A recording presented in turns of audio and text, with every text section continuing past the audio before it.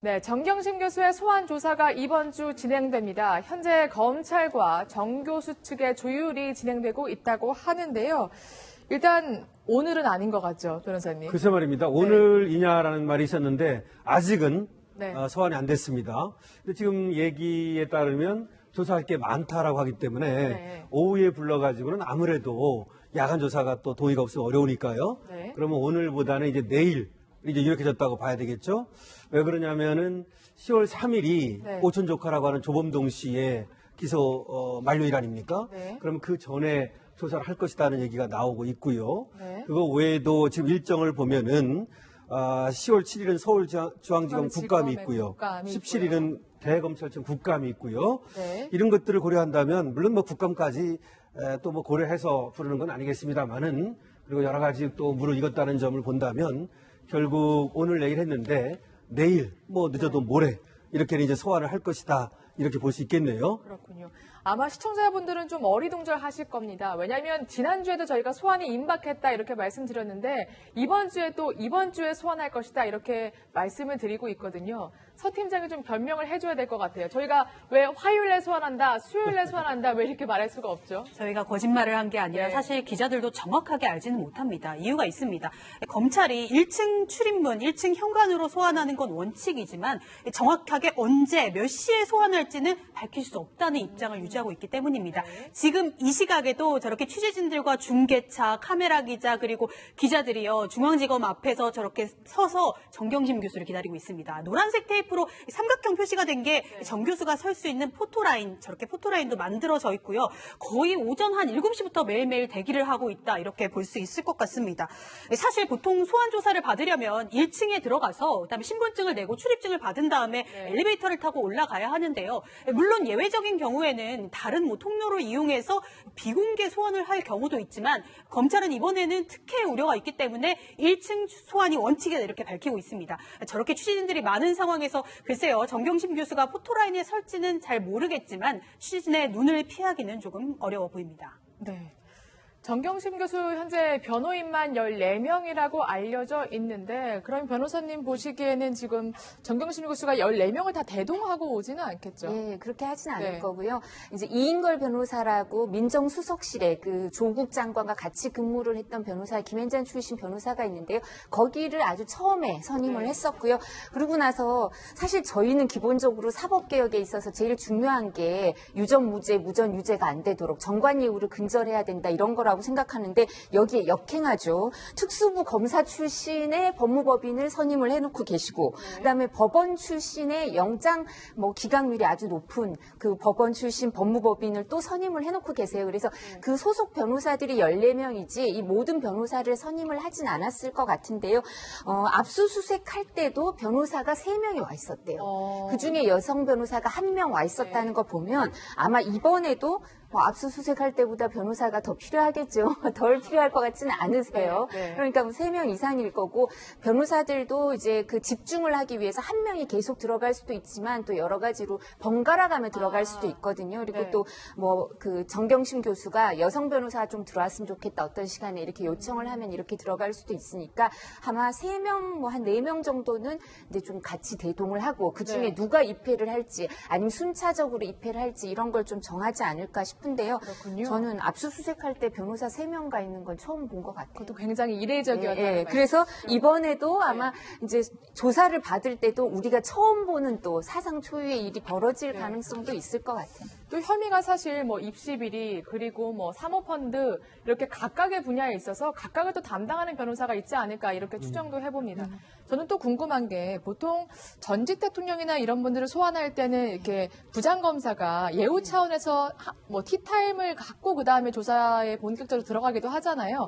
정경심 교수의 경우에는 어떨까요? 그러니까 장관급 이상 고위공직자들이 가는 경우에는 부장검사나 아니면 차장검사가 이제 청에 따라서 규모에 따라 달라지지만 보통 같이 티타임을 갖고 이제 개요를 설명해요. 이런 식으로 사건, 이렇게 조사가 진행될 겁니다. 그리고 언제부터 언제까지 할 것 같고 식사도 요청하실 수 있고 변호인도 입회할 수 있고 이런 걸 좀 구구절절 설명을 해주는데 정경심 교수가 장관급 이상 고위공직자는 아니시잖아요. 그렇죠. 그리고 요즘은 네. 장관급 이상 고위공직자라 하더라도 실제 요즘 사례를 봤을 때 뭐 적폐 수사를 하면서 장관급 이상 고위공직자가 너무 조사를 많이 받았기 때문에 전현직을 보면 그래서 그냥 전직 대통령 뭐 이렇게 현직 대통령 이 정도로 이제 의전이 축소되고 있는 상황이거든요. 근데 뭐 이분이 그렇지는 않으니까 이분하고 정경심 교수한테 그렇게 한다고 하면 뭐 대통령이나 뭐 조국 장관이나 다들 이제 사법개혁 그러면서 원칙대로 하라 그러니까 원칙대로 하면 이분은 해당 사항이 없을 거거든요. 수사 준칙에. 그러니까 그렇게 뭐 부장검사든 누구든 이제 그렇게 따로 차를 마시고 티타임을 갖는다는 것 자체가 여러 가지 말이 나올 수 있는 상황이니까 안 하는 게 맞겠죠. 네. 정경심 교수 조사가 정말 오래 걸릴 것이다. 이런 관측이 나옵니다. 그도 그럴 것이 굉장히 지금 혐의가 많습니다. 최소 5가지라는 얘기가 나오는데요. 사문서 위조, 허위 공문서 작성, 업무방해, 그리고 증거인멸교사. 이 부분은 한국투자증권 직원을 동원해서 하드디스크를 교체하고 그리고 업무실에 있는 PC를 반출한 혐의죠. 그리고 이것뿐만이 아니라 만약 코링크피의 실소유주 의혹이 사실로 드러나게 된다면 공직자윤리법 위반과 자본시장법 위반도 적용될 것이란 이런 관측이 나옵니다. 어떻게 보세요? 지금 소환조사도 소환조사지만 조사 후에 구속영장을 검찰이 바로 청구할 것이다. 이런 관측도 나오고 있거든요, 변호사님. 네, 지금 이제 앵커께서 얘기한 대로 여러 가지 혐의가 있어요. 받고 있는 의혹이 많고요. 그중에서도 사모펀드 의혹과 관련해가지고는 코링크 PE의 어떤 실소유주가 누구냐 이런 것과 관련해가지고 이미 조범동 씨는 그 오촌 조카죠. 구속이 되어 있거든요. 이런 것들을 이제 고려해야 되는데요. 원래 이제 검찰이 영장을 청구하고 법원이 발부를 하는 거 아니겠습니까? 그럼 이제 검찰에서 영장 청구의 필요성을 먼저 판단할 것이고 법원에서 발부를 할 텐데 일단 우리가 이제 아는 대로 가장 중요한 것은 범죄가 얼마나 중한가입니다. 범죄의 중대성이라고 얘기하죠.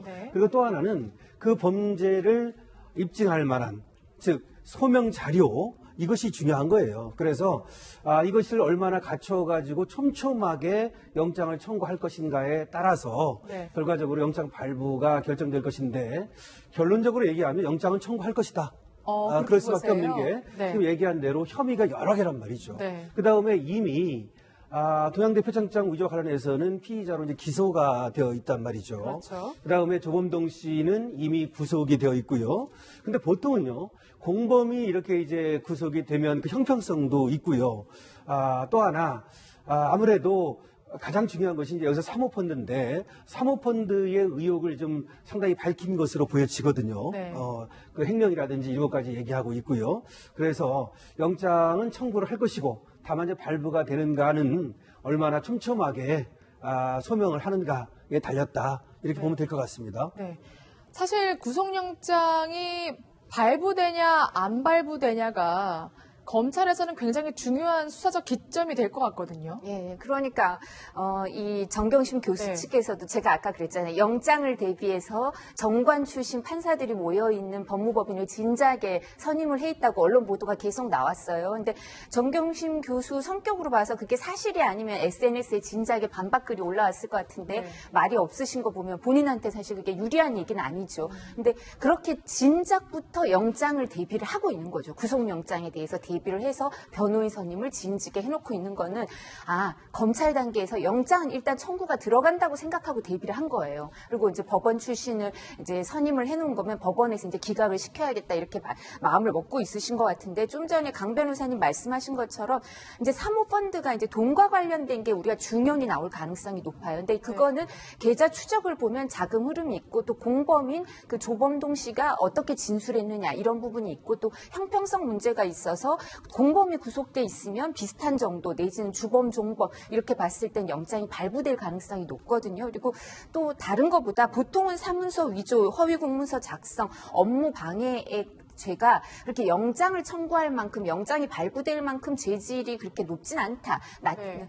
그렇게 생각을 하는데 이분들의 직업에 또 특수성이 있는 것 같아요. 교수신데 네. 학교에 대해서 이런 부분 대학 그러네요. 입시와 관련돼서 이런 부정이 있었다고 하면 네. 다른 사람들보다 좀 더 엄하게 처벌할 필요가 있을 뿐만 아니라요. 이게 한 학교가 아니라 여러 학교였다고 하면 우리 입시라는 데 대해서 크게 이제 사회에 혼란을 불러일으키는 이런 부분도 있으니까 사모펀드 외에 이런 부분에 있어서도 죄질이 그렇게 좋지는 않다고 판단할 가능성이 있어서요.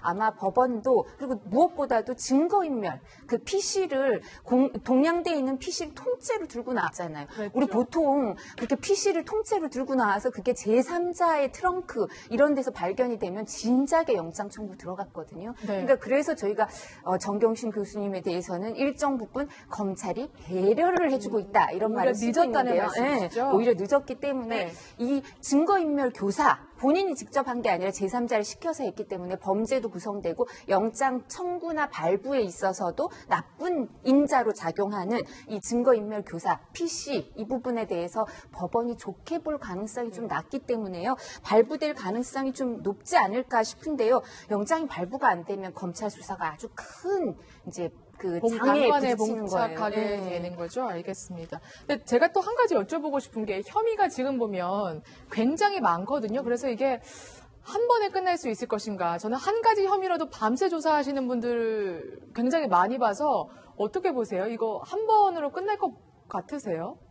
일단은 한 번으로 끝나기가 어려울 거예요. 어. 검찰에서도 지금 몇 차례를 지금 상정하고 있는 것 같고요. 네. 그렇습니다. 저번에 이제 조국 장관 아들이 네. 이 지금 사문서 위조라든지 뭐 인턴십 그 퀘스트 거기에서의 활동 증명서 뭐 그런 것과 관련해 가지고도 16시간 조사를 받았단 말이죠. 네. 그리고 그 딸도 2차례에 걸쳐 조사를 받았어요. 그랬죠. 조범동 씨는 계속 불러서 조사를 하고 있습니다. 네. 이번에 지금 정경심 교수를 부르기에 앞서서 네. 사실은 이 휴일에도 나와가지고 조범동 씨를 다시 불러서 보강 수사를 한 것으로 얘기가 되고 있거든요. 네. 그리고 정경심 교수를 부르기에 앞서서 질문지를 만든다든지 뭐 이렇게 하고 있다고 지금 보도가 되고 있어요. 그런 것들을 고려한다면 한 번으로는 뭐 어렵고 네. 몇 차례 부를 텐데 첫 번째는 이제 사실상 공개 소환 이런 방법을 취하겠지만 나머지는 비공개로 소환할 가능성도 있겠죠. 네. 그래서 사모펀드라든지 또 뭐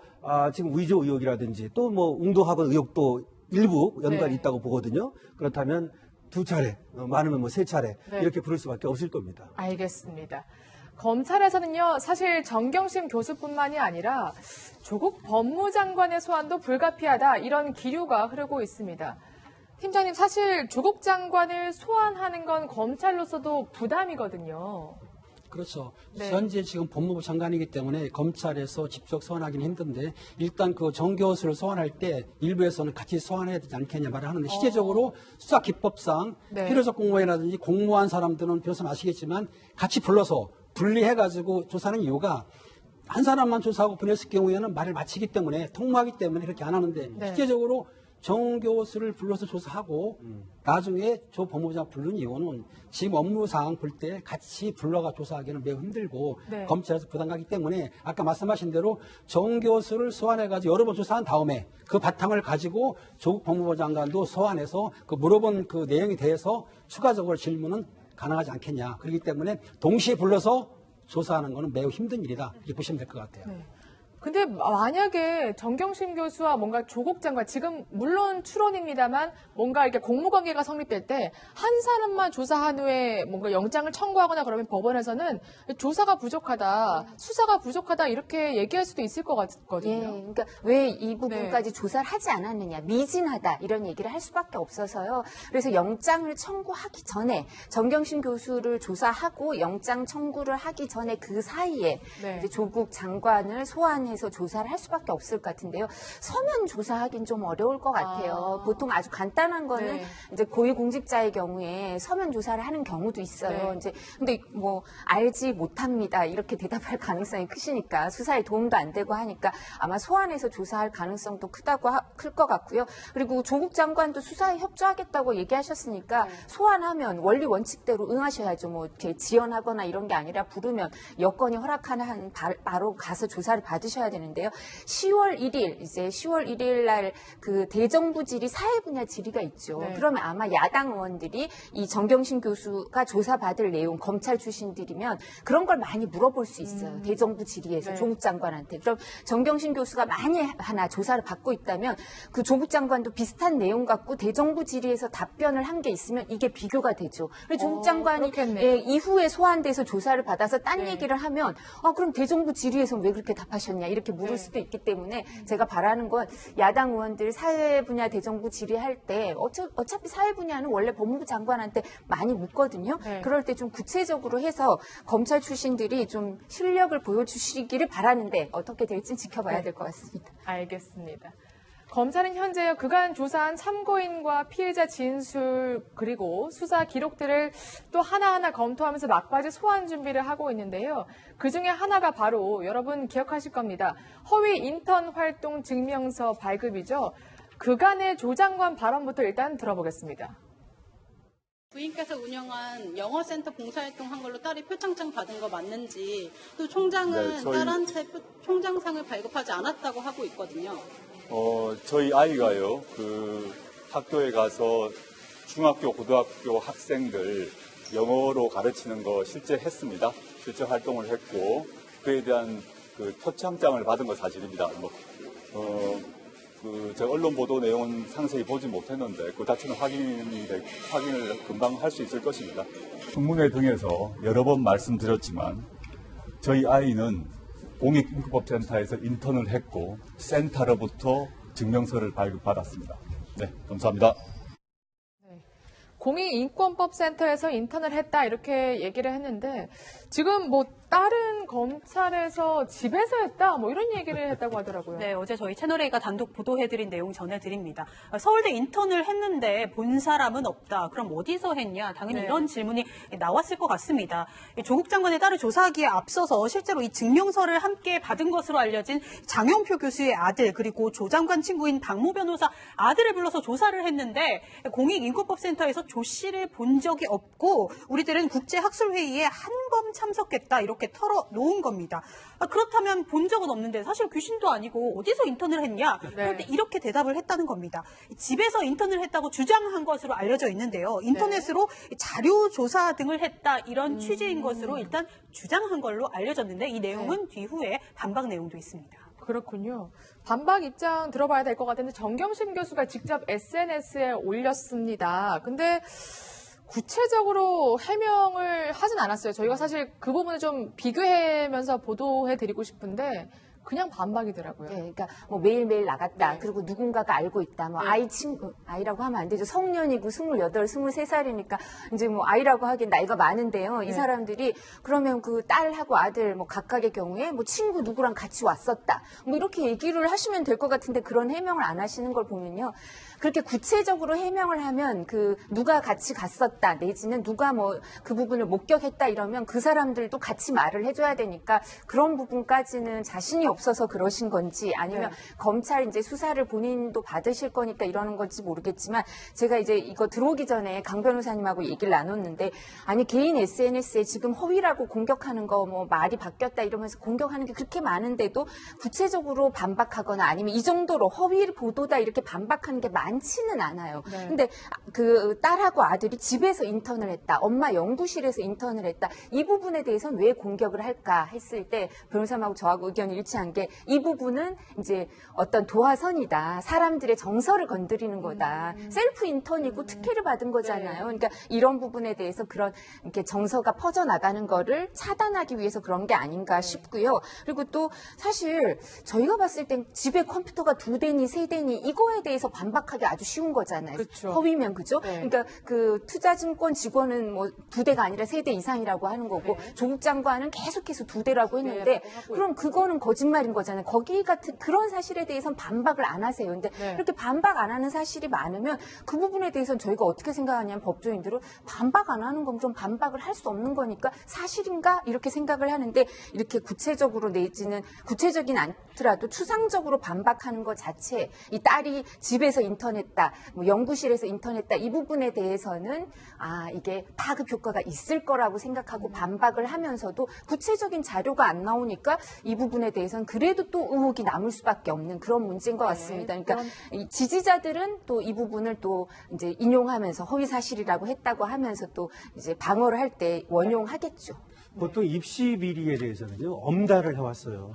그래서 얼마 전에도 그 입시 비리로 이제 구속이 되고 그렇게 했는데 사실은 지금 가장 어떻게 보면 사모펀드도 중요합니다만 이 조국 장관이라든지 정경심 교수가 신경 쓰이는 부분이 이 표창장 위조라든가 인턴십 활동 경력기면서 위조라든가 이와 결부된 입시 부정 의혹 이 부분일 수가 있어요. 그리고 영장이 만약에 발부가 된다면 사실은 이 사모펀드만큼이나 이 입시 부정이 혐의가 소명됐다고 본다면 영장이 발부될 가능성이 높거든요. 네. 그만큼 국민들이 예민한 부분이고 민감하게 생각하는 부분이기 때문에 검찰도 굉장히 신중을 기하는 것 같습니다. 실제로 입시 비리에 전문 검사들을 투입했다고 하더라고요. 그렇습니다. 그 최순실 딸인 정유라 사건 때 고형건 부장검사를 투입을 했고, 그다음 성대 교수를 구속시킨 원신의 검사를 투입한 이유가 뭐냐면은 전문가가 필요하거든요. 그러니까 그 사건에 대해서 어느 정도 뭐 경험도 있고 전문적인 검사를 투입해가지고 확실하게 그 마무리시키기 위해서 투입한 것 같습니다. 네, 알겠습니다. 이렇게 적극 반박하는 정경심 교수, 그러면 조국 장관은 어떤 입장일까요? 오늘 출근길 모습을 포착했습니다. 따님이 인턴 집에서 활동했다고 했는데 어떻게 생각하십니까? 어제 서초동에서 지지자들 모였는데 그것에 대해서 어떻게 생각하십니까? 매일매일 무거운 책임감을 안고 출근하고 있습니다. 특히 오늘은 법무검찰개혁위원회 2기가 출범하는 날입니다. 법무검찰개혁을 위한 새로운 동력이 되길 희망하고 있습니다. 오늘 그 회의 많이 지켜봐 주십시오. 감사합니다. 네, 딸의 인턴 활동에 대해서 대답하지 않았고요. 주말 촛불 집회에 대해서도 대답하지 않았습니다. 대신 검찰 개혁을 강조했거든요. 법무검찰개혁위원회 2기를 출범시키겠다는 거예요. 사실은 박상기 장관 때 1기가 있었습니다. 그래서 2기를 출범시켜가지고 검찰개혁에 매진하겠다라고 하는 입장을 지금 피력하고 있는 것인데요. 검찰개혁에 매진하는 것만이 본인의 뭐 사명이다 이렇게 얘기하는 것 같고, 사실은 이제 윤석열 검찰총장도 역시 또 검찰개혁에 대해서는 반성하지 않는다 이런 말을 하면서 국민의 뜻에 따라서 그리고 국회의 결정에 따라서 충실히 검찰개혁을 이해하겠다 이렇게 얘기했는데, 그러면서도 한편으로는 움츠러들지 않고 수사를 계속하겠다 이런 어떤 의지를 피력하고 있는 것으로 보입니다. 네, 윤석열 검찰총장 그야말로 부담될 것 같습니다. 사실 제가 알고 있는 진정한 검찰개혁은 어떠한 눈치도 보지 않고 뭐 정권이든 여론이든 눈치 보지 않고 공정하게 수사하는 건데요. 그런데 최근 분위기를 보면 어쩐지 좀 눈치를 봐라 이렇게 얘기하는 것 같아서 굉장히 씁쓸합니다. 그럼 다음 사건으로 넘어가 보겠습니다.